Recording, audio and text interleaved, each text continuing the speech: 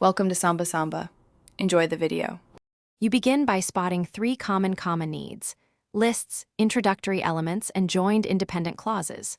First, separate list items so each item reads cleanly. This prevents misreading.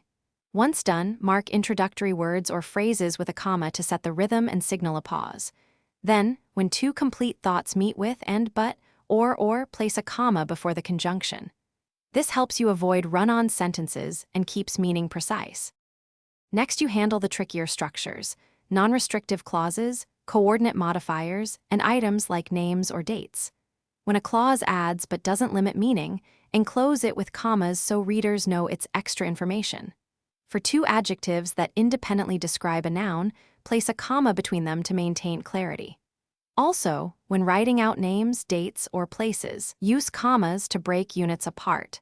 This visual separation organizes information and prevents ambiguity, so make sure to apply. Finally, consolidate rules and learn to troubleshoot errors.